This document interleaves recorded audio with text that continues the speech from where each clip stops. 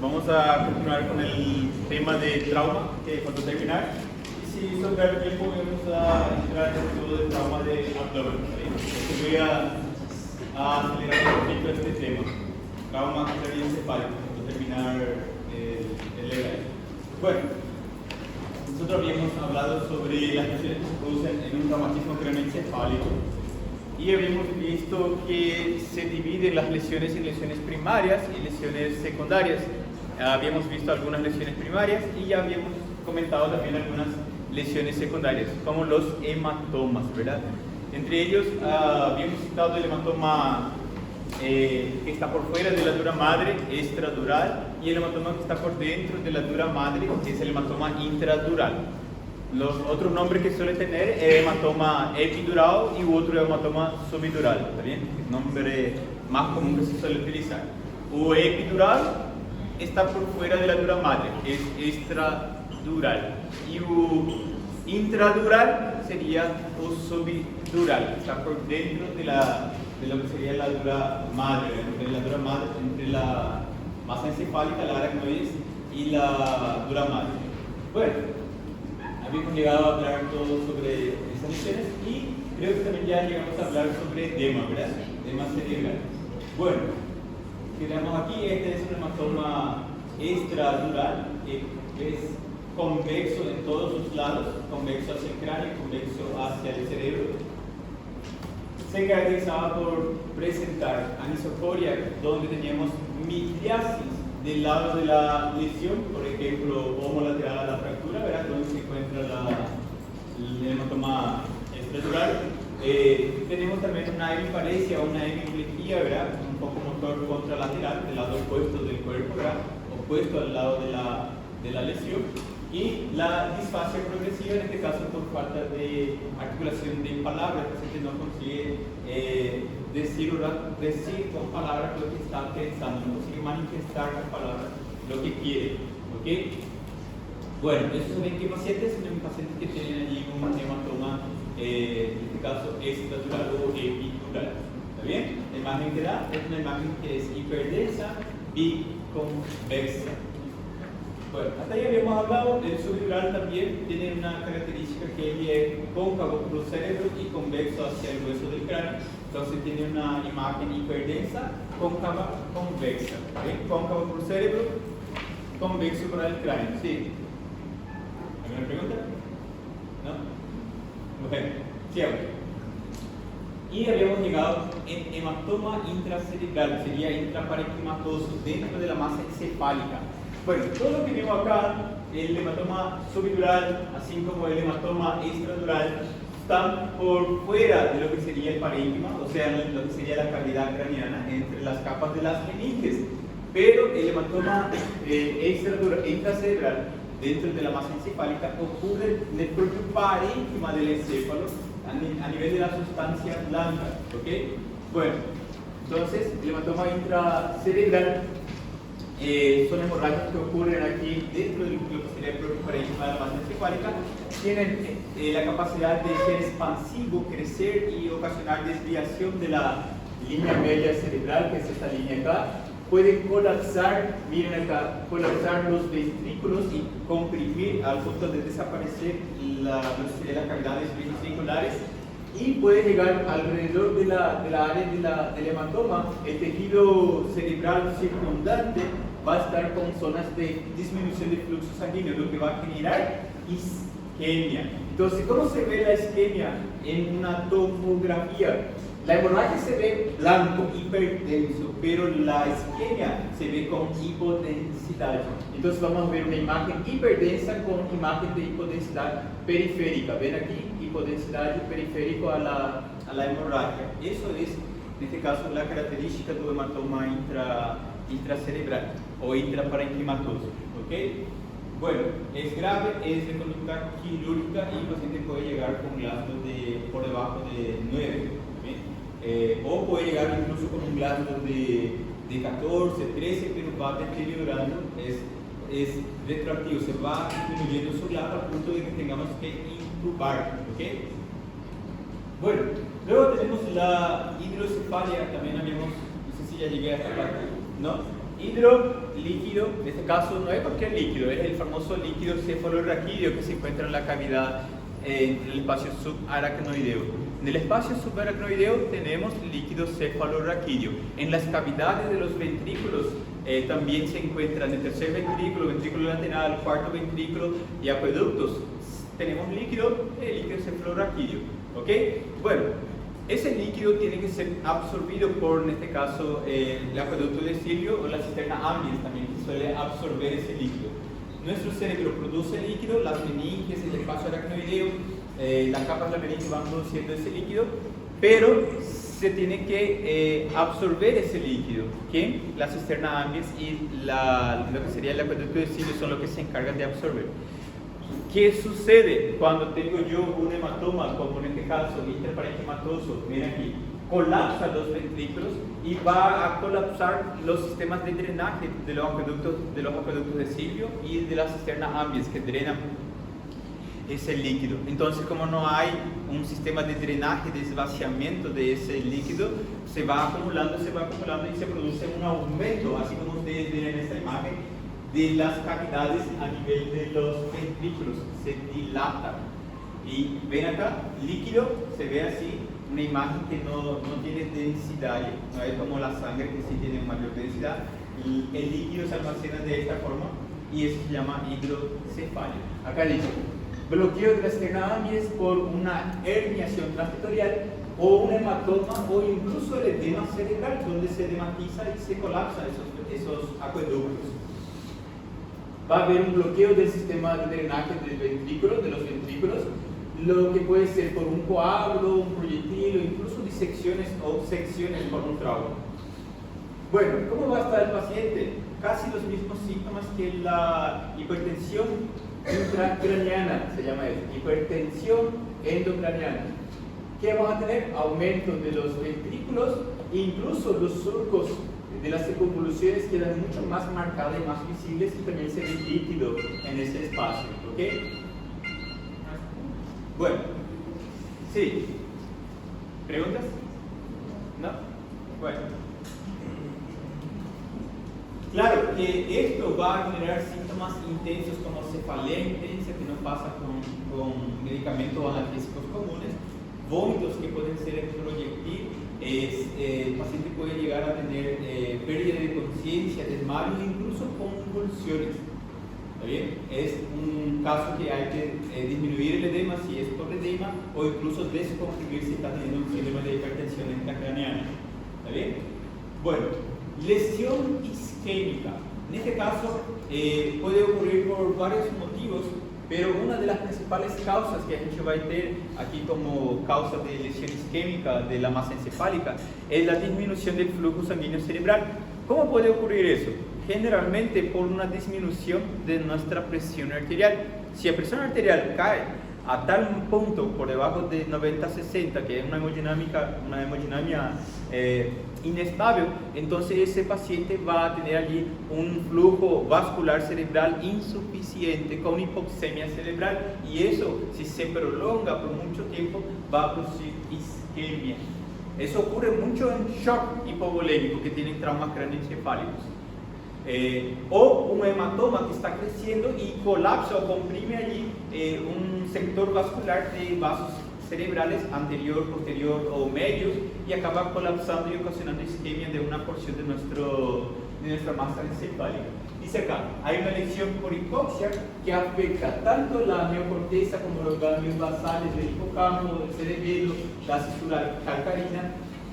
Generalmente se debe a hipotensión sistémica, o sea, un cuadro de hipovolemia ocasionado por el shock. El shock puede ser hemorrágico o simplemente hipovolémico, y se puede también atribuir a procesos como convulsiones o puede llevar a la hipertermia, o sea, el cuerpo reacciona de una forma con elevación de la temperatura. Eso se ve en la lesión isquémica cerebral, y también se ve en la hemorragia subaracnoidea, la hipertermia, que es una temperatura muy elevada, entre 39 a 40 grados. ¿Okay? Bueno, acá ustedes ven en esta imagen que muestra la flecha. Voy a marcar los límites con el láser que ustedes van a seguir. Aquí Todo esto que está ahí, hasta donde yo marqué, es tejido que sufrió isquemia. ¿Ven? La densidad de esto es diferente aquí, ¿verdad? Ven acá como está tematizado, casi no se ve las circunvoluciones, la línea media está siendo desviada, colapso del ventrículo del lado de la lesión, y acá vemos una lesión isquémica cerebral. En este caso, el paciente puede quedar con trastornos irreversibles, ¿verdad? Con complicaciones generadas por la isquemia, al punto de que puede disminuir su nivel de conciencia, tener que intubar o tener allí ya trastornos o déficits motores ya de por vida o trastornos en el lenguaje. Va a depender de cuál sea la región cefálica que se afectó, si fue la región temporal, si fue la parietal, si fue la temporal o si fue la región occipital. ¿Está bien? Hay diferentes tipos de traumas, va a depender de dónde sea la región. Bueno, esto se debe en la mayoría de las veces por una demora en la conducta quirúrgica. Si en el caso, este por ejemplo es de un hematoma que creció, un hematoma intraparenquimatoso y ocasionó isquemia, y todo eso ya está muerto, todo ese tejido ya es células muertas con isquemia. Entonces ese paciente sí o sí quedó con secuelas graves y sobrevivió. Si es que sobrevivió, quedó con secuelas para toda su vida. Generalmente se debe a una demora o una tardanza en tomar una conducta quirúrgica de una descompresión y aspiración del coágulo, o el médico que cuando intubó un paciente no tomó una conducta adecuada para tratar de corregir la hipovolemia y tratar de mantener una buena perfusión cerebral. ¿Cuál es la presión arterial sistólica adecuada para tener una buena perfusión cerebral? A partir de 110 ya se considera buena perfusión cerebral. Menor que eso podemos tener disminución de la perfusión, y por debajo de 90 ya suele ocasionar isquemia en este caso. ¿Ok? Entonces, para tener una buena conservación de la masa encefálica tenemos que tener una volemia que sea entre 110 de presión arterial sistólica. No olvidar ese detalle. ¿Ok? Muy importante. ¿Quién regula eso? Somos nosotros, por hidratación con suero fisiológico para subir la volemia, o incluso reposiciones con transfusiones sanguíneas de hemoderivados, glóbulos rojos, plaquetas, o en casos extremos, ¿verdad?, recurrir a drogas vasoconstrictoras como la noradrenalina, que es un hipnotrópico, ¿verdad?, la adrenalina o otras drogas que aumentan la volemia de nuestros pacientes. Bueno, ¿cuánto tiempo que teria para... Va a depender del tamaño del hematoma, en las secuelas, para quedar con secuelas. El cerebro, las células no pueden quedar por más de 3, coloquen sus celulares en silencio, por favor. Sean más respetuosos, coloquen en silencio sus vídeos, guarden volumen, desliguen sus alarmas. Eso no es algo que puede suceder dentro de la clase. ¿Okay? Si van a hacer eso, retírense afuera y váyanse a solucionar sus problemas por celular afuera, no aquí en clase. Algo que hay que tener bien en cuenta, no se acepta ese tipo de acto en la clase. ¿Está bien? Bueno, sigamos. Respondiendo a tu pregunta, las células, tejidos del sistema nervioso no puede quedar mucho tiempo sin oxígeno. Allí, más que 3 a 5 minutos ya tenemos daño irreversible. Hay un tiempo límite aquí, pero nosotros podemos disminuir los efectos, en este caso las complicaciones o secuelas, mejorando la volemia. Si no haces eso, la secuela va a ser mayor todavía, va a ser peor el déficit motor que tenga ese paciente, o ya puede ser irreversible. ¿Está bien? Bueno, entonces, sí. A diastólica também tem alguma base que tem que manter? Generalmente, si tu presión arterial sistólica está entre 110, la presión diastólica puede estar entre 80 a 70, pero variando entre eso. Más o menos que eso no. Y si varía es porque tiene un trastorno cardíaco también, además de un trastorno de trauma craneoencefálico. Generalmente los traumas craneoencefálicos, ¿cuál es la principal causa de trauma craneoencefálico? Accidente de tránsito. Entonces, si la causa es un accidente de tránsito, ese paciente va a venir solo, exclusivamente con un trauma craneoencefálico. Generalmente puede venir con un trauma torácico, con un trauma abdominal, o un trauma pélvico, fracturas expostas que pueden ser la causa de la hemorragia de ese paciente. Entonces, cuando es un politrauma, agrava más todavía y dificulta más todavía a que el médico tome allí una conducta en el traslado del paciente, tomar una conducta quirúrgica. ¿Por qué? Porque esa hipotensión puede ser por un trauma craneoencefálico o puede ser por un trauma de columna a nivel cervical o un hemotórax masivo o un neumotórax hipertensivo, un taponamiento cardíaco o un hemoperitoneo masivo o fractura de pelvis o fracturas expuestas de fémur. Entonces el médico tiene que estar allí descartando esas patologías, haciendo un examen físico, ¿verdad? Eso se evalúa en la valoración primaria de un paciente a través del ABCDE del trauma, que ustedes tienen que tener la capacidad de descartar mediante la clínica, ¿verdad? Justo estábamos hablando de eso con un grupo, ¿verdad? Y una alumna, yo le dije, ¿qué vas a hacer cuando llega un paciente por el trauma y vos tenés un paciente hipotenso que está hemodinámicamente inestable? Tomografía, me dice ella.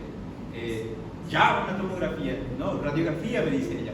No da para trasladar a un paciente hemodinámicamente inestable a hacer una tomografía de cráneo, ni para trasladar para hacer una radiografía. Tenemos que estabilizar, y si no se estabiliza, entonces vos tenés que tratar de diagnosticar allí clínicamente el examen, a través del examen físico, si você tem un neumotórax que dá para colocar un tubo, o un hemotórax masivo que también se resuelve con un tubo de drenaje pleural, un taponamiento cardíaco que se hace una toracotomía y se abre el pericardio, ya salvamos la vida de ese paciente. No preciso de ecografía, tomografía o radiografía, el diagnóstico es clínico, ¿verdad? Entonces, respondiendo a la pregunta, no podemos quedar más de 5 minutos sin oxígeno porque ya genera muerte celular, y si eso no se resuelve a tiempo vamos a tener más muerte de neuronas y mayor va a ser el déficit de ese paciente, la secuela. Bueno, venimos acá, hipertensión intracraniana, todo lo que yo hablé en la clase anterior, hematoma subdural, hematoma epidural, hematoma intraparenquimatoso, hidrocefalia, o edema cerebral también, y en el caso también hemorragias subaracnoideas, pueden generar aquí dentro del cráneo un aumento de la presión. Cuando esa presión alcanza o sobrepasa los 15 milímetros mercurio, en este caso, se considera hipertensión intracraneana. Entonces, hay varias de esas patologías que pueden generar hipertensión intracraneana. El edema puede seguir, que ocasiona una hipertensión intracraneana. La hidrocefalia puede seguir creciendo y ocasionar una hipertensión intracraneana. El hematoma subdural puede seguir sangrando y creciendo y comprimiendo el cerebro y ocasionar también una hipertensión intracraneana. La hipertensión intracraneana es un trastorno grave que puede llevar a trastornos de mala mecánica respiratoria, trastornos irregulares en la mecánica respiratoria. El paciente puede tener una alteración, una mala mecánica al punto de tener que intubar, una hipotensión o una hipertensión, pero generalmente da una hipertensión arterial.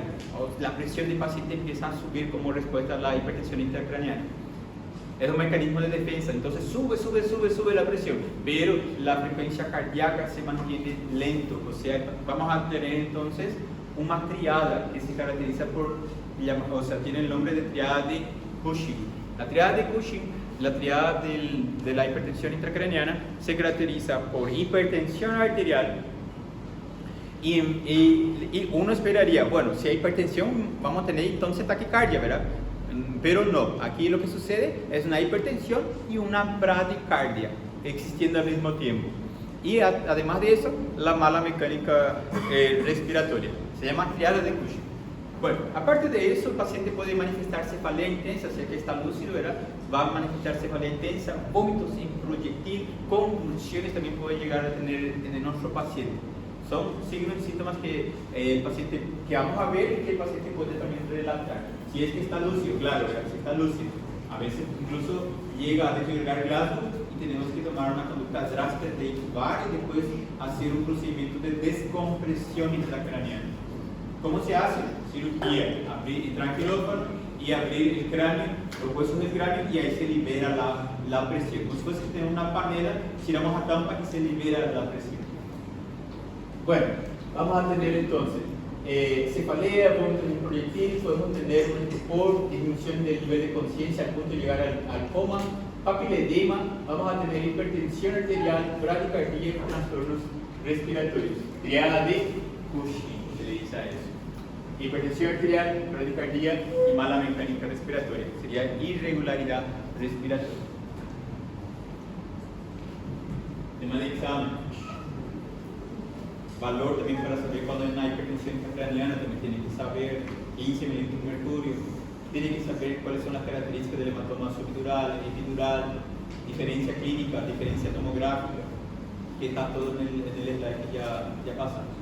Bueno, acá, en esta imagen, ¿qué ustedes ven aquí? ¿Qué ustedes ven aquí en esta imagen? Estas flechinhas. ¿Qué ustedes están viendo allá?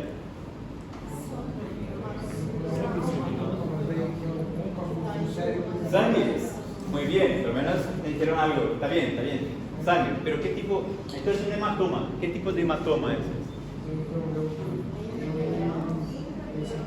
Muy bien, intradural, también conocido como hematoma subdural. Es en forma de semiluna, convexo por cráneo y cóncavo su cerebro. Ahora, ¿esto qué es? O epidural, también él está por fuera de la dura madre, entonces también se puede llamar extradural. Y acá vemos, ¿qué vemos acá? ¿Qué es esto? Vamos a ver quién acierta eso. Ahí.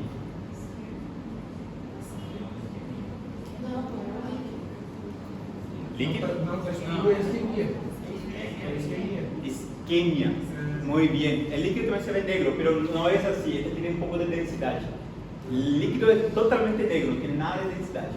En este caso hay un poco de parénquima, o sea, sufrió, es una secuela de eso, una isquemia. ¿Ven? El mismo formato. No, líquido. No, si fuese hidrocefalia, vamos al raciocinio.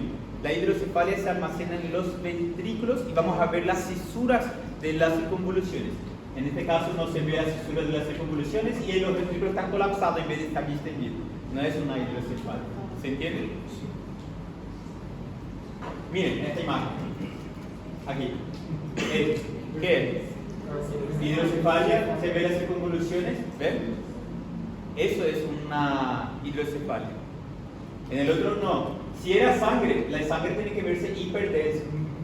Entonces no es sangre, esta es una secuela de esto. ¿Se entiende? Una isquemia cerebral. Eso ya es, esto es posterior a el mismo paciente, pero ya una vez que se solucionó el problema, quedó esa secuela. ¿Está bien?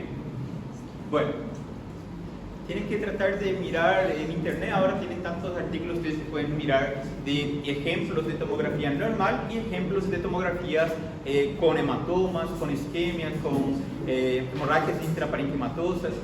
Tienen que tratar de ver imágenes.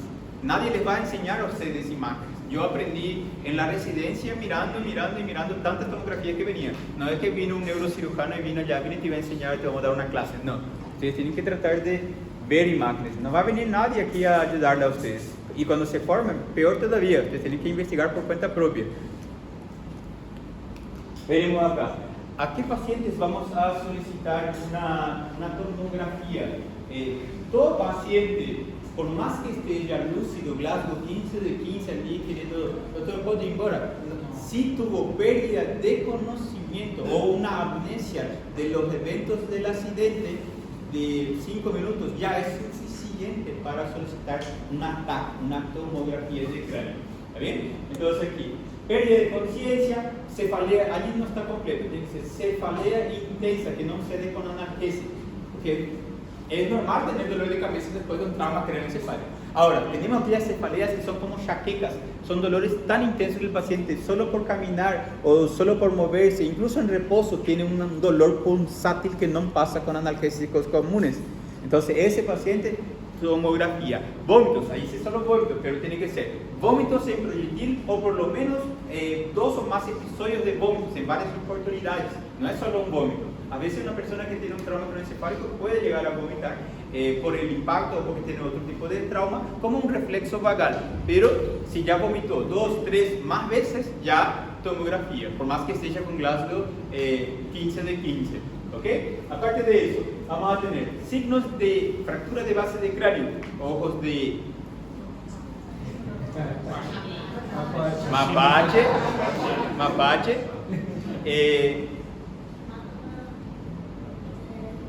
Bantle, hematoma retroauricular. Después, otorragia también, está bien, sangre o líquido cefalorraquídeo. Epístasis también. Si tienen signos de lesión de base de cráneo, el paciente está 15 su glando, está parado allí, está estable, solo tiene esas lesiones, hay que pedir tomografía. Agresión física con objeto contundente. Vino un paciente, era un conductor de Uber, el paciente, ¿verdad? Estaba llevando un pasajero y ese pasajero le quiso asaltar con un revólver. Pegó la culatra del revólver, el asaltante, ¿verdad? Y le pegó al Uber en su cabeza 2 o 3 veces. El paciente vino caminando en el hospital, ¿verdad? Mira, me golpeó acá en la cabeza, ¿verdad? Lúcido, caminando, Glasgow 15-15, sin pérdida de conciencia, nunca se desmayó. Incluso brigó así con el asaltante, ¿verdad? El asaltante corrió, ¿verdad? Bueno, llegó, pensamos que era simplemente una herida que hay que suturar y cuando miramos la herida, ahí su cráneo rajado y hacia adentro, también tomografía, ¿ok? O aquellos casos donde hay un accidente, donde el paciente golpea la fascia contra la pared o contra el suelo al caerse, ¿verdad? Se puede desprender los malares y el maxilar de la articulación con el hueso frontal, o sea, los huesos de la fascia se pueden separar de los huesos del cráneo y la cara queda caída, péndula, caída prácticamente, como si fuese que está con un queixo caído, pero no de una forma buena, sino que de una forma por disyunción de los huesos de la fascia con los huesos del cráneo. Lefort se llama, lesiones de Lefort. Bueno, entonces eso también es criterio de tomografía, por más que el paciente esté con un Glasgow 15/15, ¿ok?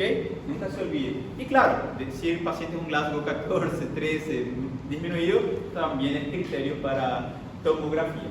Ahora, contraindicación absoluta para realizar tomografía es que el paciente esté hemodinámicamente inestable, ¿está bien? Inestable. Bueno,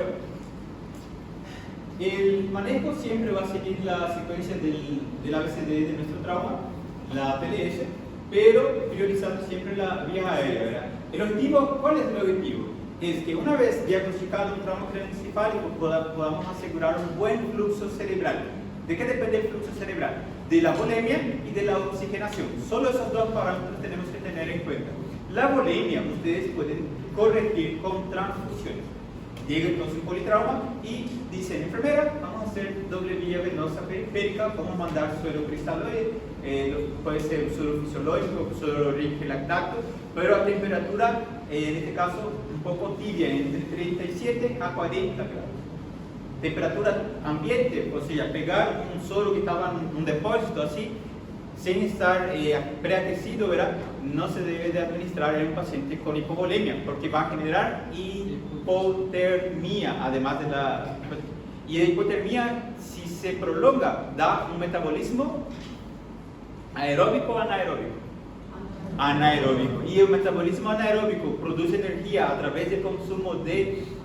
va a llegar a producir como metabolismo piruvato y lactato. Entonces el paciente va a tener una acidosis metabólica a consecuencia de la hipotermia.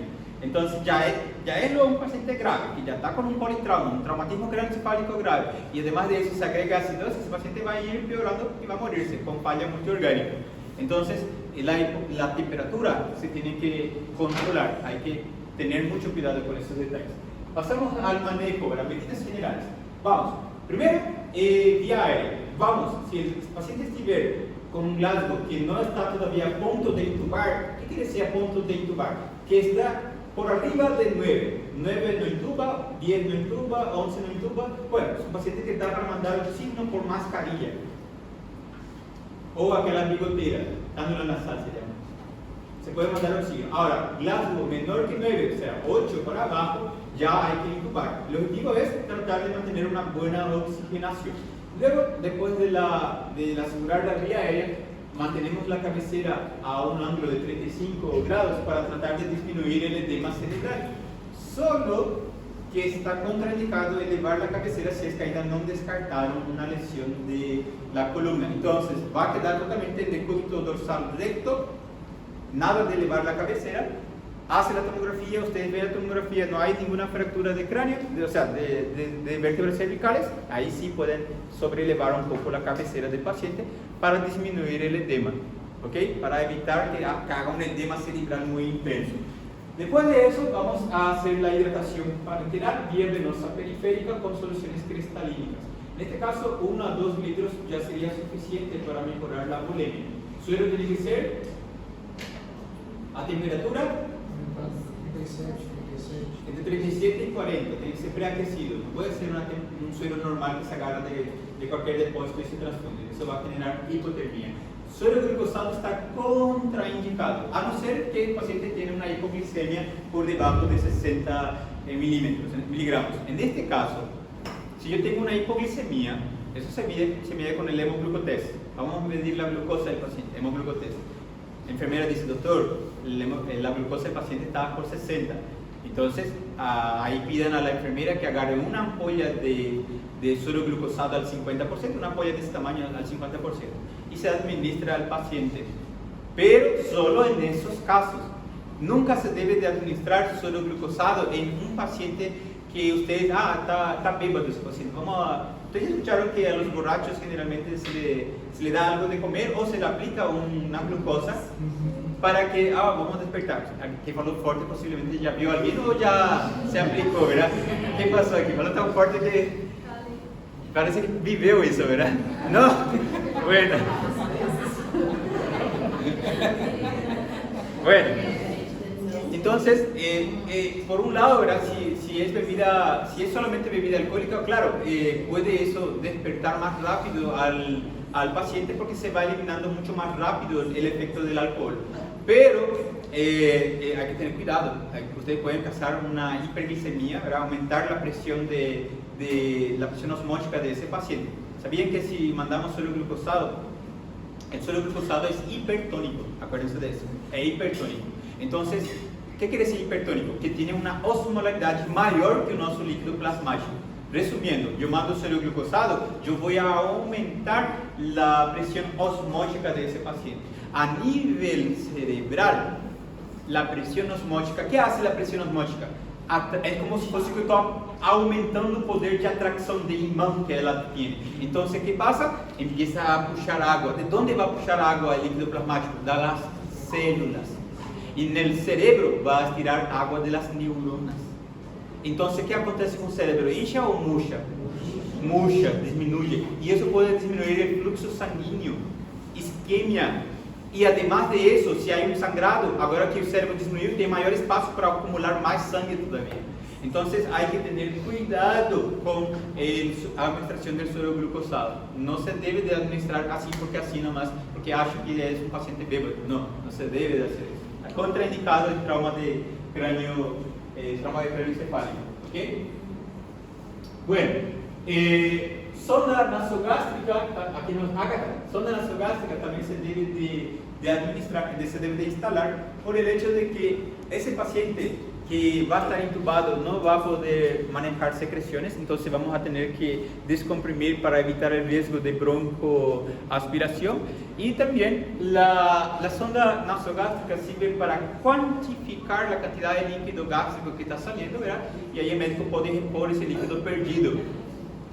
¿Está bien? Otro detalle es que si el paciente tiene una hemorragia del esófago o del estómago por el trauma, puede sangrar y vamos a ver a través de la sonda una hemorragia. ¿Entienden? Entonces la sonda nasogástrica tiene muchos beneficios, pero está contraindicado instalar una sonda por la nariz en caso de que ustedes tengan signos de lesión de base del cráneo. Y ahí ustedes van a instalar la sonda por la boca, una sonda orogástrica. Que en la verdad ya es sonda nasogástrica, solo que ustedes van a colocar por la boca. ¿Está bien? Eso es, sonda orogástrica. Y por último, ¿verdad? No menos importante, la sonda vesical. Si es un paciente, ¿cuánto tiene que ser la hidratación? 60 macrogotas a 80 macrogotas por minuto. ¿Qué quiere decir? Si yo voy a mandar mucho suero, generalmente allí 4 litros de suero, que eso es mucho. 4 litros es mucho, ¿verdad? Una persona normal suele tomar 2,5 litros. Pero en un politrauma nosotros transfundimos allí 2, 3, 4 litros de suero con el objetivo de mantener una buena presión cerebral. Entonces, en algún momento ese suero que estamos pasando tiene que salir, ¿verdad? ¿Dónde va? En la vejiga. Si el paciente está intubado, ¿va a poder levantarse por ahí al baño a orinar? No. Entonces, ¿qué va a hacer? Va a hacer un globo vesical. ¿Qué hay que hacer? Sondar al paciente, sonda vesical. ¿Está bien? Para cuantificar la diuresis. También la sonda vesical sirve, además de cuantificar la diuresis, permite ver si hay sangre en caso que tenga un trauma renal, una hematuria, y también la sonda vesical sirve para algunos detalles como por ejemplo, además de la descompresión y de la cuantificación, saber si hay un trauma de la uretra donde la sonda no va a poder progresar, entonces ahí tenemos que pedir una uretrografía con contraste varitado o también conocido como uretrograma. ¿Está bien? Para eso sirve entonces nuestra sonda vesical. También descomprime el abdomen a la vejiga. Si no se descomprime, puede almacenar hasta 3 litros y eso es mucho dentro del abdomen y puede comprimir y aumentar la presión dentro del abdomen. Entonces la sonda vesical sirve para descomprimir la vejiga. Bueno, aparte de eso, vamos a dar anticonvulsionante al paciente, pero aquellos que tienen factores de riesgo. No es un paciente que tuvo pérdida de conocimiento, vamos a hacer un clerín. Clerín sería en este caso una fenitoína, clerín. Vamos a hacer un clerín profiláctico só para prevenir. No. Se debe de utilizar caso tenga factores de riesgo. ¿Cuáles son? Por ejemplo, un paciente que batió cabeza y vino del hospital convulsionando. Ahí sí, clerín se le va a dar, se tiene que administrar. Un paciente que es epiléptico, suele tener crisis convulsiva, entonces si ya tiene un trauma de cráneo, el riesgo de que él tenga una crisis convulsiva es muy elevado, entonces vamos a darle el clerín, la fenitoína. ¿Ok? No se olviden de eso. Ahora, administrar anticonvulsionantes solo porque ustedes quieren, no, lo mejor prevenir que remediar. No es así. El clerín retarda y prolonga el proceso inflamatorio. Tarda más tiempo nuestro cerebro en recuperarse de un trauma. Entonces ustedes pueden prolongar el tiempo de internación de un paciente en terapia intensiva, por ejemplo. ¿Se entiende? Entonces clerín se debe de utilizar, clerín es un anticonvulsionante, se debe de utilizar en pacientes con riesgo de convulsión o que ya convulsionaron y pararon. Ahora, si está na crisis de convulsión, ou seja, vocês estão vendo o paciente convulsionar na frente de vocês, aí na camilla, convulsionando, clerín não funciona para a crisis convulsiva. Clerín ou a fenitoína ou difenilidatoína serve para evitar que tenga una crisis convulsiva. Pero la crisis convulsiva, el clerín no tiene mucho efecto. El anticonvulsionante de elección sería el diazepam. Diazepam, ¿está bien? No se olviden de eso, diazepam. Bueno, después tenemos, en caso de sospecha de edema cerebral, todo trauma, cualquier impacto sobre un músculo va a generar un edema, habrá contusión y eso se va a hinchar, se va a inflamar. Eso se llama edema. El cerebro no es un órgano especial que no va a tener edema también. Si hay un impacto en el cerebro se golpea, tiene contusión y se edematiza. Entonces, el riesgo de que ese edema cerebral ocasione allí una hipertensión intracraniana es muy elevado. ¿Qué tenemos que hacer? Usar drogas que disminuyan la presión intracraniana o el edema cerebral. Como en este caso, diuréticos, como el manitol. El manitol viene al 20%. ¿Qué quiere decir 20%? Quiere decir 20 gramos de manitol en cada 100 ml de suero fisiológico. Entonces nosotros vamos a administrar manitol en pacientes con edema cerebral. ¿Qué es el manitol? Es un potente diurético osmótico. Disminuye el edema cerebral. Potente, buenísimo es el manitol. Solo hay un pequeño detalle, es tan potente que disminuye también la bulimia y al hacer eso puede generar hipotensión arterial. Por eso manitol está contraindicado en pacientes que están con hemodinamia estable, inestable, ¿está bien? Inestable. Entonces, si usted tiene un paciente con edema, más su PA de ese paciente no consigue subir por arriba de 90-60, está hemodinámicamente inestable, no den manitol porque ustedes van a empeorar más ainda esa hipotensión y va a entrar en shock y el paciente se va a morir de ustedes. Entonces, manitol, mucho cuidado. Pueden usar en casos que el paciente estiver estable. Caso no, mejor ni tocar, no usen así de forma indiscriminada. Si el paciente está intubado, cirugía y traqueotomía para descompresión. Eso se puede hacer. Tampoco no significa que está con hipotensión. ¿Qué se puede hacer? Subir la bulimia, ¿cómo? Con inotrópico, noradrenalina, suero, transfusiones, y si subió, ahí está hermanito. Bueno, aparte de eso, el paciente puede tener allí vómitos. En este caso vamos a dar un antiemético como el ondansetron, metoclopramida, placid, que nosotros vamos a aplicar al paciente para evitar los episodios de vómitos. Pero la mayoría de las veces el paciente continúa vomitando. Si hay que tener un trauma craneoencefálico, igual vomita con esos medicamentos. Yo sé, onda y metro y placid, un paciente seguía vomitando por un trauma. Pero por lo menos da ayuda a disminuir. Después tenemos los analgésicos, AINES. Aquí hay un detalle muy importante, que esos pacientes que tienen trauma craneoencefálico, muchas de las veces llegan para intubación o tienen un Glasgow muy bajo, están inconscientes. ¿Y cómo está un accidentado de moto, por ejemplo? Viene solito, sin ningún familiar. ¿Quién le trae? El cuerpo de bombero, paramédico, una ambulancia que le encontró por ahí, y viene sin ningún familiar, sin ningún dato importante. A veces las personas no llevan sus documentos y no hay como reconocer a ese paciente. Queda indocumentado. Bueno, prepárense. Voy a hacerles preguntas después de terminar esto. Voy a elegir ya a las personas que no están prestando atención y que se están riendo o haciendo otra cosa en vez de estudiar. Tomen más en serio. ¿Está bien?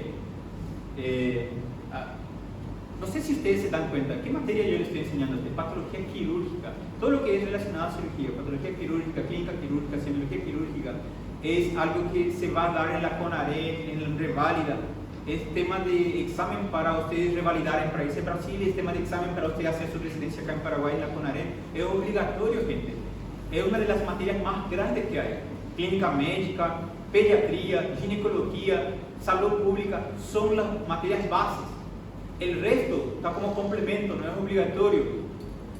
Entonces ustedes tienen que pensar en esta materia que yo les estoy dando, ¿verdad? Tal vez yo no sea un buen profesor para ustedes, no sé si ese es el motivo, o yo no les estoy tratando de hacerle entender bien a ustedes, pero lleven en serio esa materia. La materia es pesada. Si ustedes se equivocan aquí, yo todos los días tengo que ver pacientes que, si yo me equivoco, incluso veo colegas equivocándose y matando a pacientes con trauma. Porque demoran una conducta quirúrgica, porque demoran en tomar una decisión, porque no cuidaron la hidratación, porque no vieron la temperatura del paciente. Yo todos los días veo esos errores. Y mueren personas. No sé si ustedes se acuerdan de ese caso, hace una semana pasó que se falleció una chica de 20 años, 22 años, y donó sus órganos, donó su riñón, donó su corazón. Bueno, esa chica estaba conmigo en Mingaguazú, pero no vino conmigo, vino un domingo con otro colega. Le hidrató, no hidrató bien, hizo hipoxia, tenía un hematoma, demoró en hacer tomografía, demoró en hacer un traslado, la paciente tuvo muerte cerebral por hipoxia, por isquemia. Murió una niña de 20 años, porque tenía un hematoma subdural, y eso daba para operar, daba para drenar, y ya estaba viva la chica. No iba a quedar con secuelas y iba a estar bien con su familia. ¿Qué pasó? Se demoró la tardanza porque no se siguió un protocolo o porque no había los equipos necesarios. Falleció esa paciente y para ustedes puede ser que más una persona muriendo, pero no es así. Es la hija o la esposa o la madre de una persona. Entonces tienen que tener más conciencia, hay que tener más respeto. Esa chica falleció, quedó 3 días intubada y por suerte sus padres aceptaron que se donaran sus órganos. Por lo menos salvó más vidas ella, ¿verdad? Donó su riñón, su corazón, usó algunos trasplantes de órganos jamás, que yo no me acuerdo cuál era, pero lo que vi que se trasladó fue su trasplante de renal y de su corazón. Y están 2 pacientes ahí ya vivos gracias a ella.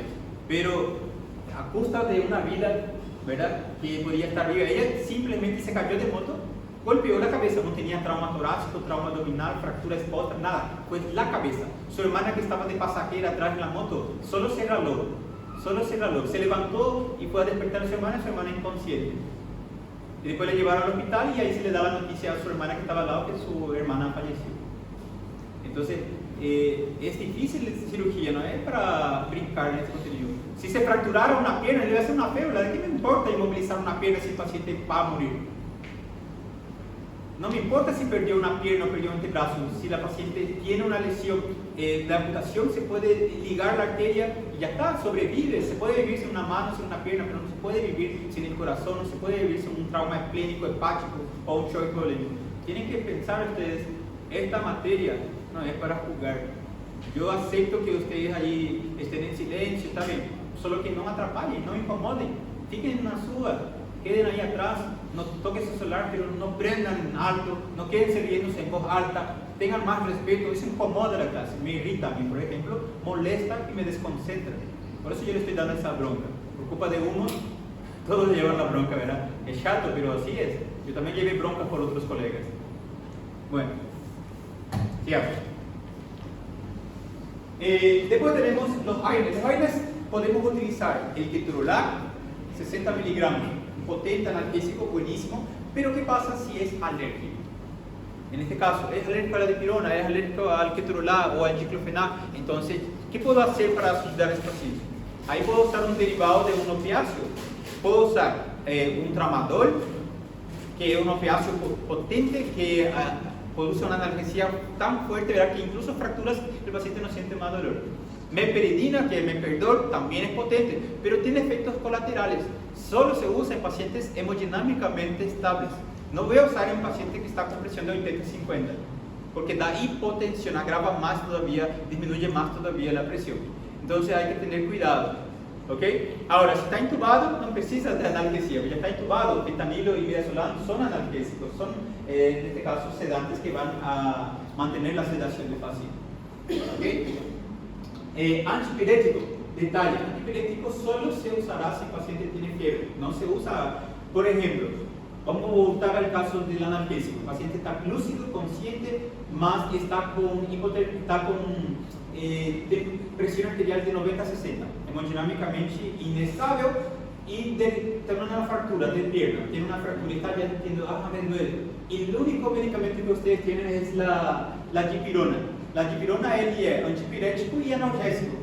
Entonces, cuando usted no tiene analgésico, ¿puede usar la dipirona? No en este caso. Si está con hipovolemia, está perdiendo calor. Si usted le da un antipirético, van a hacer que el paciente pierda más calor, o sea, va a tener una hipotermia. Entonces, está contraindicado la dipirona en pacientes hemodinámicamente inestables. ¿Está bien? Está contraindicado. Professor, não concordo com você disse que o paciente chega e não vai poder falar se tem alergia com Sí, algunos pacientes, en este caso, podemos usar un derivado de un opiáceo, el tramadol, pero tenés que tener una paciente estable para eso. Y si no estuviera estable es porque ya tuviste que intubar a este paciente y ahí está con midazolam y fentanilo, no vas a pensar más en analgesia. Ahora, es difícil cuando el paciente llega, no está intubado, está estable, está con dolor y está consciente. En este caso, pregunten al paciente. Y a los que lleguen conscientes, algunos tienen una pulserita, pero los que no son los pacientes más complejos, ¿verdad? En este caso yo suelo usar tramadol, pero siempre miro la presión antes de eso. Sí, signos vitales es lo primero que ustedes van a tener de información. La enfermera, el estudiante, cualquiera uno va a medir la presión del paciente. A morfina também daria certo encaixar nesse caso. También, morfina también, pero la morfina también da hipotensión. Doutor, no caso, fazer uma pergunta aí, que eu estava dizendo, nesse caso, não poderia usar um analgésico, um corticoide para tirar?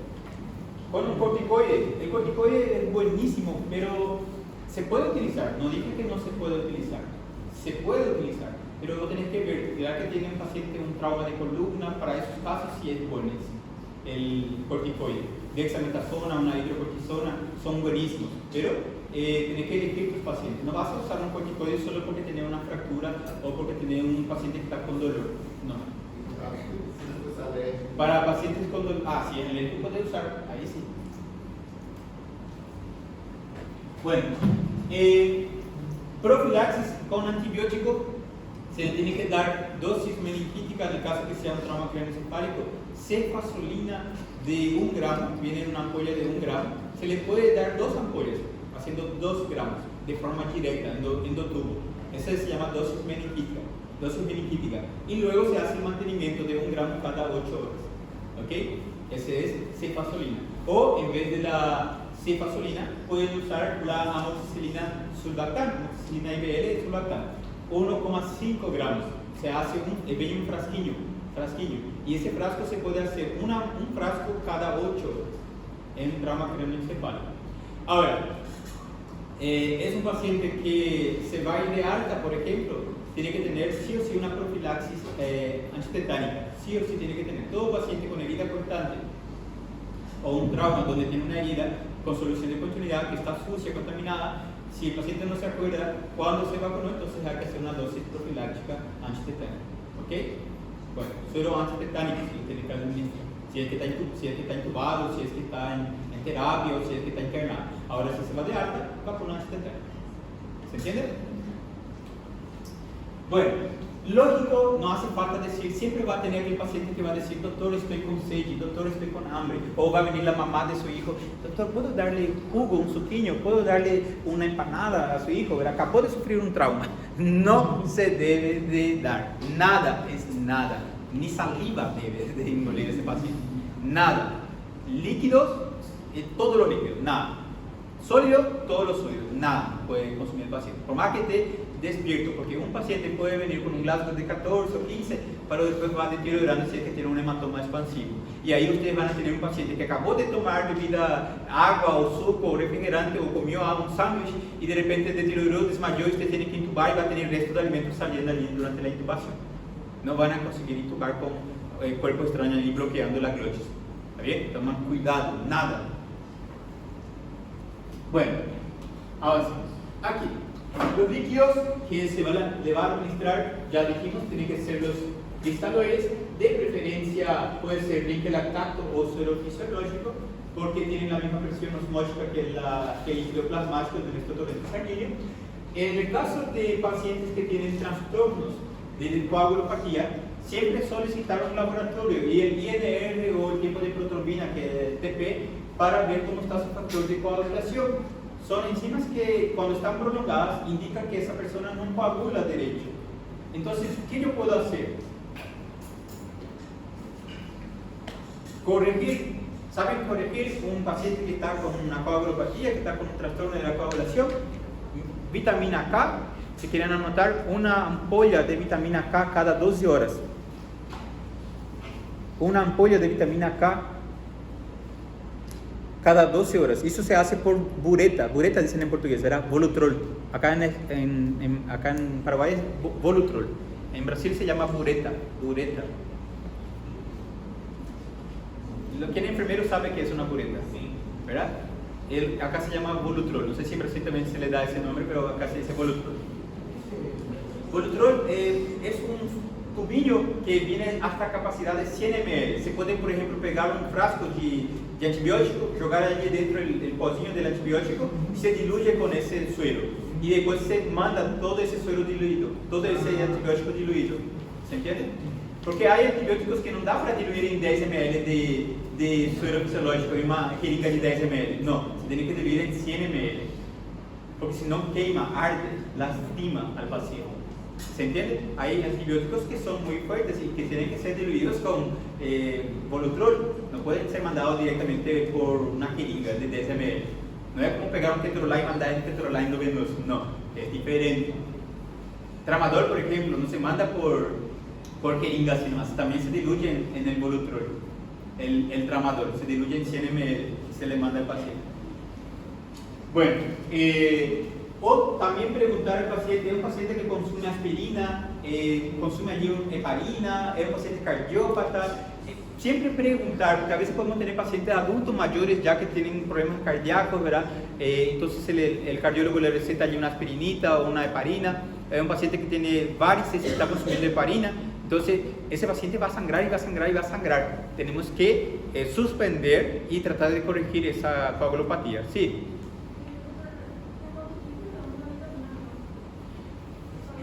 Una vez que vos administras, esperás un día, al día siguiente pedís laboratorio, coagulograma nuevamente y ves si ya se normalizó. Si se normalizó, no hace falta más administrar. Va a depender del resultado del laboratorio. No es que ustedes van a dejar vitamina K y van a darse un viaje de una semana y van a volver en una semana. No, al día siguiente hay que volver a evaluar cómo está el tiempo de protrombina. Paciente politraumatizado, control laboratorial es si está hemodinámicamente inestable, es cada 6, después cada 12 y después cada 24. ¿Para mujer? No. ¿Para qué? ¿Para qué? Coger para que vaya todo el suero. Ah, no, y el control se puede abrir, dejar que gotee. Ah, una bomba de difusión, sí. Ahí se puede. Sí, pero igual se puede mandar con el. Sí, igual. Para morir de relleno. Ah, no, que esa avanza. La hiperventilación. ¿Ustedes saben el valor del PCO2? PCO2 tiene un valor de 35 a 45. Arriba de 45 se le dice hipercapnia. Por debajo de 35 se le dice hipocapnia. Si yo hiperventilo, mando mucho oxígeno, el CO2 disminuye, yo tengo una hiper o hipocapnia. Si el CO2 disminuye, hipocapnia. Entonces, si yo mando mucho oxígeno, en alto flujo de oxígeno, yo puedo generar una hipocapnia. Y si yo no mando oxígeno, el paciente está con mala mecánica respiratoria, está aumentando el CO2, entonces yo puedo tener una hipercapnia. ¿Saben cuál es el efecto de esos dos detalles, hiper y hipocapnia? A nivel cerebral, la hipercapnia da vasodilatación y la hipocapnia da vasoconstricción. Los dos son dañinos. Los dos son dañinos para el cerebro. Por eso hay que tratar de mantener el PCO2 entre 35 y 45, que es el valor normal. Acima de 45, hipercapnia, la vasodilatación en un edema aumenta más todavía la presión intracraniana. Porque ustedes vasodilataron todos los vasos del cerebro y ya estaba hinchado. Y más todavía con la vasodilatación aumenta la presión intracraneal. Entonces es perjudicial para el paciente. Ahora, si mandé mucho oxígeno, exageré, intubaron y abrieron el oxígeno a 20 litros de oxígeno, mucho, y están hiperventilando al paciente, entonces va a eliminar tanto CO2 que el CO2 cae, y ahí tenemos una hipocapnia. La hipocapnia, cuando se disminuye el CO2, produce vasoconstricción. ¿Qué acontece con el cerebro? Él se retrae y disminuye la vascularización. ¿Qué va a generar cuando disminuye la vascularización? Isquemia. Y alendo más, cuando disminuye el cerebro, sobra más espacio entre el cerebro y el cráneo. Si tinha un hematoma epidural que no estaba creciendo porque no tenía espacio para crecer, ahora ele tem un espacio enorme para se ampliar y crecer más ainda. Entonces ustedes pueden empeorar todavía más la lesión de un paciente. Por eso, siempre monitorización constante, saturómetro, solicitar gasometría. Claro que un paciente intubado no va a estar en una sala común. ¿Dónde va a estar ese paciente intubado? Terapia, na UTI, terapia. Y en terapia hay laboratorio 24 horas, los 7 días de la semana. Entonces allá se le hace el laboratorio a 6 de la mañana y se vuelve a repetir al mediodía, después se vuelve a repetir a las 6 de la tarde y constantemente se está repitiendo gasometría, electrolitos. Entonces vamos a ver PCO2, oxígeno, saturación, pH, sodio, potasio. Bueno, me avisen cuando están cansados. Vamos a terminar este y ya vamos al receso, ¿sí? Monitor, ya expliqué, el monitor es un diurético osmótico, acá dice lo mismo, está contraindicado porque piora y genera más hipotensión arterial. Soluciones hipertónicas se le debe de administrar siempre y cuando el paciente va a quedar varios días internado sin ingesta vía oral. De preferencia, se le puede hacer allí sueros con concentración de albúminas o de proteínas, porque hay paciente que no va a estar comiendo, paciente incubado. Anticonvulsionante es lo mismo, ¿verdad? Se usa el diazepam durante la crisis de convulsión y la fenitoína durante la fase aguda para evitar las crisis de convulsión, ¿ok? Pero como dije, ¿verdad? La fenitoína no ha demostrado algún beneficio en un paciente solamente por aplicarlo. No es que se va a administrar ese anticonvulsionante solo porque ustedes quieren. Tiene que tener criterios para aplicarse la fenitoína. Fenitoína es el clerín. Clerín es esta droga acá. Clerín, fenitoína. O también se llama difenilhidratoína, derivados. Vienen así en frascos, en ampollas de 250 miligramos por cada ampolla de 5 ml, grandes. y se puede agarrar 4 ampollas de 5 ml y diluir eso en 1 litro de suero o en 400 ml de suero y se le administra eso al paciente como dosis para evitar la crisis convulsiva. ¿Está bien? Esas dosis que yo le estoy dando a ustedes, que yo le estoy citando, si ustedes anotaron o no anotaron, yo ya no sé. Pero en mi época yo no sabía, gente. Cuando yo me formé, fui interno, llegué al hospital, pasé la residencia de Conarén, llegué al hospital, primer día, viene mi jefe y me dice, Elías, hacer la sedación de ese paciente intubado, Elías, hacer la medicación de una fenitoína. Y yo le miraba al doctor y tenía vergüenza de decir, doctor, yo no sé hacer eso. Y el doctor no tenía vergüenza de decir, qué burro que sos. ¿Cómo no vas a saber? ¿De qué facultad viniste? Qué inútil que sos. Así era la respuesta que yo obtenía de mi jefe, de los jefes, ¿verdad? Dependiendo de quién sea el jefe. Pero uno de los jefes que más me tocó así, me habló así. ¿Cómo no vas a saber eso? Qué incompetente sos. ¿Cómo no vas a saber eso en tu facultad? Y mi facultad no me enseñaron, yo no tuve la culpa, pero quería aprender. Pero después, lo siguiente, una vez que me humillaban, agarraba un cuadernito, ya anotaba después la respuesta, ¿verdad? La dosis, y ya anotaba allí, ¿verdad? Nunca olvidar. La siguiente vez venía el paciente, yo ya no le preguntaba más porque sabía la respuesta que me iba a dar mi jefe. Entonces yo agarraba mi cuadernillo y ya miraba hasta que después ya no necesitaba de ese cuadernillo, porque ya quedaba grabado en forma automática en un cerebro. Lo mismo tiene que pasar con ustedes. No la parte de la humillación, pero la parte de que ustedes tienen que practicar y practicar. No es así nomás que van a aprender. Bueno, vemos acá, hablamos. Bueno, heridas del cuero cabelludo. En heridas del cuero cabelludo, toda herida de cuero cabelludo debe de rasparse el cabello, ¿sí? Hay que cortar el pelo, sea hombre o sea mujer, hay que cortar, pero no dejarle careca al paciente. No solamente en ese sentido se dice a cortar el cabello, se dice en el área de la lesión se puede hacer un raspado de unos 5 centímetros, eso sí, y ahí se lava, se limpia, se hace la anestesia. Antes de suturar, el médico debe de separar los bordes del cuero cabelludo y ver si el cráneo está intacto, porque a veces podemos tener hundimiento, como en el caso de este paciente que fue golpeado con el revólver del asaltante, ¿verdad? Tenía sus huesos del cráneo hundidos.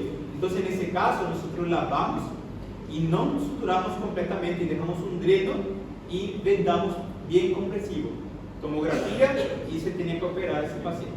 Entonces, si no hay fractura, ahí sí, laven bien, suturen y no hace falta dejar dreno.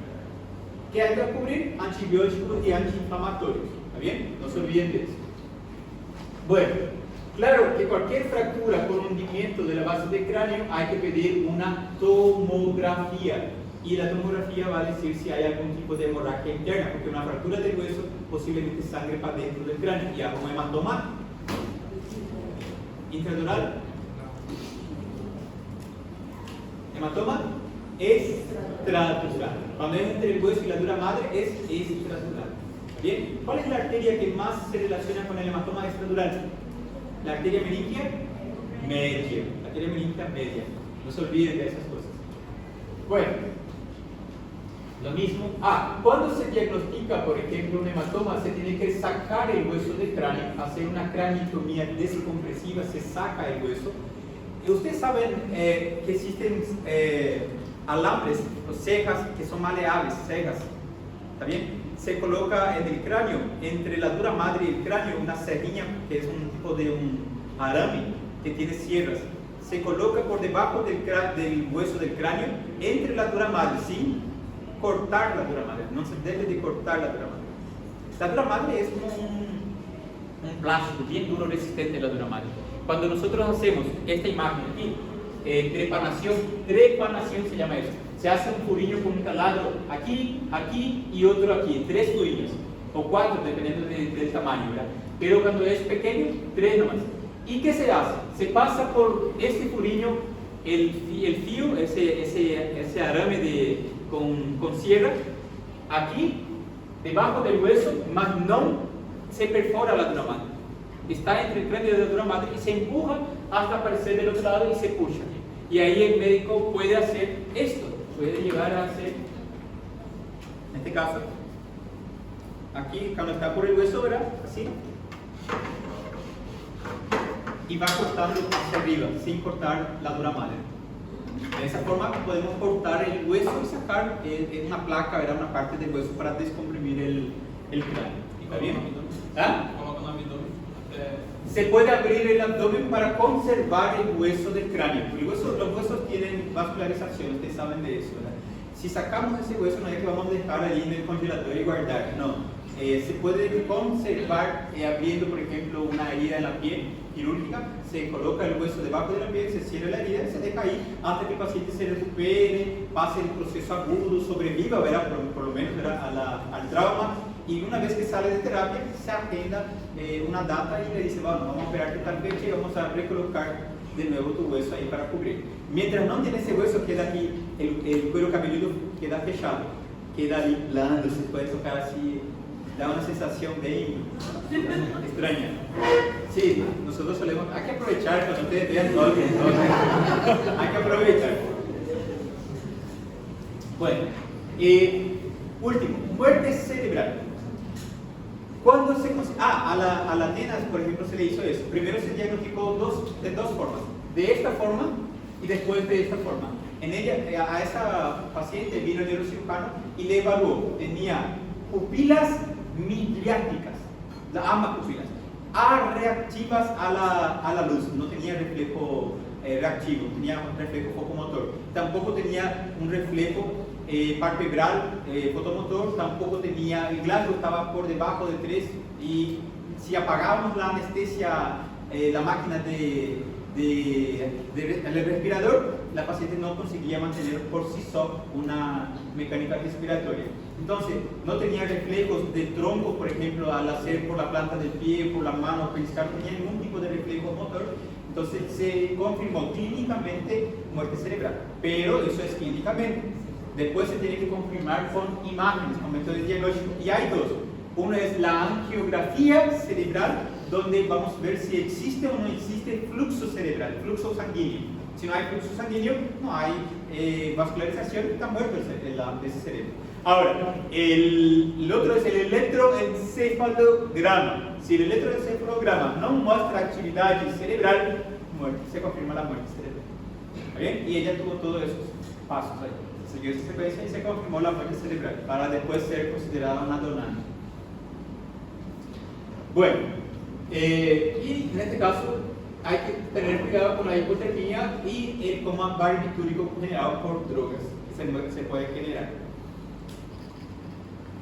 Criterios de alta. ¿Cuándo mandar al paciente a su casa? ¿Cuáles son los pacientes selectivos para irse a su casa? Aquellos que tienen un Glasgow mayor que 14 para cima. Aquellos que en la tomografía que se hizo no había ningún tipo de fractura, hematoma o edema, nada.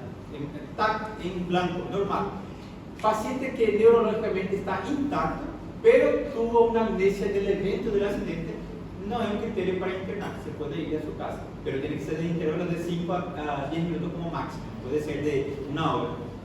Y tiene que tener un adulto o un familiar responsable, si en el caso de un paciente menor o un anciano, o incluso si es joven también, si es que no se puede cuidar solo, tiene que tener otra persona de lado en caso de que su paciente se desmaye y entonces tenga que llevarle al hospital.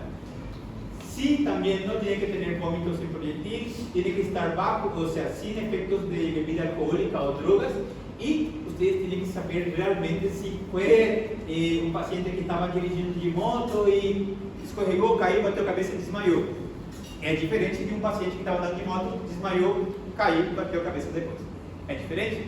O paciente bateu a cabeça e teve um trauma craneoencefálico, e o outro paciente pode ter sido uma hipoglicemia, pode ter tido ali uma hemorragia por un aneurisma, que es clínico. Ya no es más con cirugía o con neurocirugía. Claro, con neuro sí, pero con cirugía ya no es más conmigo. Entonces, saber esa historia hay que preguntar muchísimo, va a ayudarle a ustedes. Un TCE, un intubado, ustedes van a tardar 4 a 6 horas o incluso 2 o 3 días con ese paciente. Si es que ustedes hubieran preguntado a su familiar, estaba dirigiendo de moto y desmayó, es un paciente que tiene convulsiones y tuvo su crisis convulsiva manejando la moto y cayó y bateu, entonces yo le llamo al clínico, el paciente tuvo su crisis convulsiva, deu azar que estaba dirigiendo de moto y cayó, es teu paciente. No voy a perder allí un día, 2 días con un paciente que no es mío, en el caso que no sea de cirugía. Ahora, si es clínico y ustedes van a ser clínicos, ustedes tendrán que resolver. ahí está lo mismo, ¿verdad? Si la historia no es bien precisa, hay que recordar que la pérdida de conocimiento pudo haber precedido y por consiguiente haber causado el trauma. O sea, el paciente puede haber tenido primero la pérdida de conciencia y después a queda, y eso generó un trauma. Entonces, ejemplo, hemorragia subaracnoidea por aneurismas, hipoglicemia, ¿verdad? O pacientes que tienen crisis convulsivas, epilépticos. Vamos a internar. Cualquier paciente que tenga un Glasgow 15-15, pero es un paciente muy joven para cuidarse sozinho, o muy anciano para cuidarse sozinho y no tenga un familiar responsable, ese paciente a gente no puede mandar para casa. Si ustedes mandan, porque ustedes van a ser los jefes cuando ustedes sean doctores, si ustedes mandan, va a ser responsabilidad de ustedes si se muere ese paciente en su casa. Si convulsiona y no tiene nadie que le cuide, se va a morir, va a ser culpa de ustedes. Entonces, no se le manda al paciente de alta. O tiene una lesión asociada, o sea, no tuvo nada en grave, pero tiene una fractura expuesta, se tiene que quedar internado. Luego, tiene un Glasgow 14, 13 para abajo, tiene que quedarse internado en sala común. Ahora, por debajo de 13, diría Glasgow moderado, tiene que quedar internado en terapia intermedia. ¿Qué es terapia intermedia? Es un lugar donde tiene un monitor, monitorización constante, saturómetro, electrocardiograma, se le va a ver su monitorización de forma constante, PA, signos vitales completo, y va a haber una enfermera que va a estar constantemente allí mirando. Eso es una terapia intermedia, só que el único detalle es que el paciente no va a estar intubado. ¿Por qué debe estar en terapia intermedia? Porque un paciente con un Glasgow de 9 puede descer para 8 y vocês terão que intubar. Entonces, nessa terapia intermedia tiene que tener AMBU, tiene que tener un tubo hidrotraqueal, tiene que tener oxígeno, balón de oxígeno, tiene que tener la sedación, laringo, tiene que estar preparados para intubar a ese paciente. Y menor que 9, ya saben, intube. Va a estar en terapia intensiva. Ese ya les dije sobre el cabello. Vamos a pular. Aquí. No olvidar, anoten ahí. Todo paciente con hipotensión y taquicardia tiene shock hipovolémico. Por hemorragia, está hipotenso, está taquicárdico, está perdiendo sangre. Shock hipovolémico, shock hemorrágico, si vamos a ser precisos. Luego tenemos la hipertensión más, en vez de taquicardia, tenemos bradicardia. En este caso, tenemos en hipertensión intracraniana, cuando la presión intracraneal está elevada, y eso es hipertensión intracraniana. Bien, Cushing, ¿se acuerdan? Luego tenemos hipotermia. Hipotermia se ve en pacientes que tienen lesión del tronco cerebral, tallo cerebral. ¿Sí? El bulbo, lo que sería el puente, la protuberancia, eso es tallo. Y hipertermia se ve en hemorragia subaracnoidea y lesión isquémica cerebral, que nosotros también ya habíamos hablado sobre eso, sobre la lesión isquémica, que da hipertermia de 39 a 40 grados. Bueno, ahí terminamos cráneo, receso, y después continuamos con abdomen. Antes del receso voy a llamar la lista para que no entre alguien después del intervalo. Sección